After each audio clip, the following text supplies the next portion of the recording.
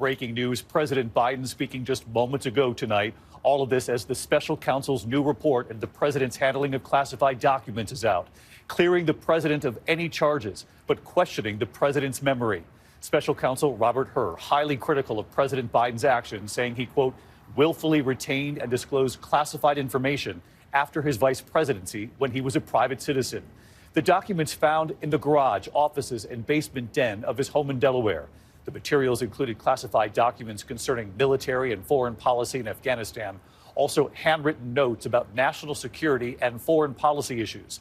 But the special counsel, once a U.S. attorney appointed by Donald Trump, noted what he considers the differences from the Trump documents case, saying, unlike Trump, President Biden handed the documents over. But the special counsel did go further on President Biden, saying if Biden was charged, he would present himself to a jury as a sympathetic, well-meaning elderly man with a poor memory. Again, the president addressing this just moments ago, speaking from the White House. Mary Bruce standing by, and we lead off with our Chief Justice correspondent, Pierre Thomas, tonight. Tonight, the special counsel investigating President Biden's mishandling of classified documents, determining there was evidence Biden willfully retained classified information from his time as vice president, but that he should not be prosecuted for it. In his final report, special counsel Robert Hur writing, the evidence does not establish Mr. Biden's guilt beyond a reasonable doubt. President Biden speaking tonight from the White House. I was pleased to see he reached a firm conclusion that no charges should be brought against me in this case. But the report concluding Biden did hold on to classified material involving military and foreign policy information regarding Afghanistan, some of it top secret. He also kept his own handwritten notebooks with information implicating sensitive intelligence sources and methods. Some of the material Biden kept in his Delaware home, in file cabinets, and in his garage, including a badly damaged box surrounded by household detritus. In other words, junk. Investigators also found Biden shared some of the information with the ghostwriter of his memoir, telling that writer he had just found all the classified stuff downstairs. Prosecutors say they were unable to determine how the boxes got into the garage or who put the documents there.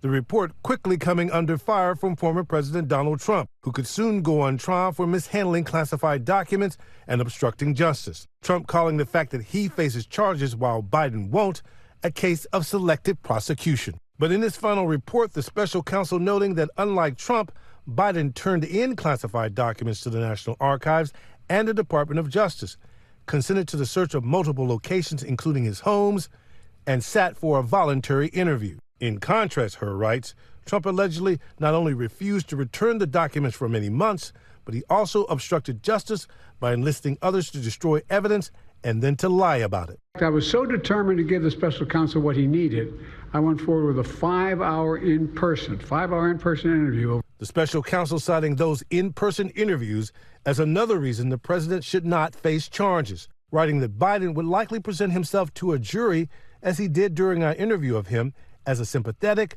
well-meaning, elderly man with a poor memory. Her writing that in that interview, Biden did not remember when his term as vice president either began or ended, and did not remember even within several years when his son Beau died.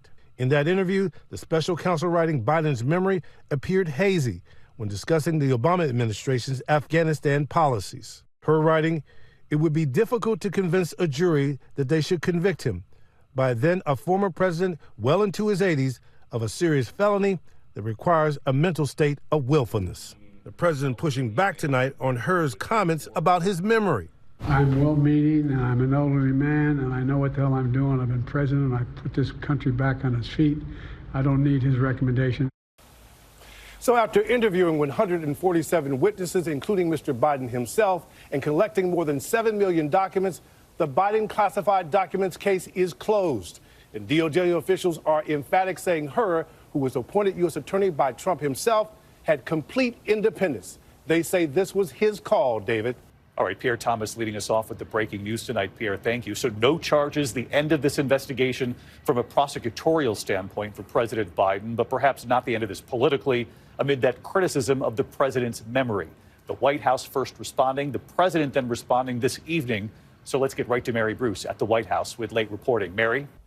Well, David, it is very clear from what the president just said tonight that he takes a lot of issue with this report. The president saying flat out that it is misleading and plain wrong. This accusation that he willfully retained these classified documents. The president insisting he did not share classified information, though he did praise the special counsel for pointing out the sharp differences between President Biden's handling of classified documents and the way Donald Trump handled his classified documents. And when it comes to the question of the president's memory, Biden was furious. He said, "I know what the hell I'm doing. My memory is fine." David. Mary Bruce live at the White House tonight. Mary, thank you. Hi, everyone. George Stephanopoulos here. Thanks for checking out the ABC News YouTube channel. If you'd like to get more videos, show highlights, and watch live event coverage, click on the right over here to subscribe to our channel. And don't forget to download the ABC News app for breaking news alerts. Thanks for watching.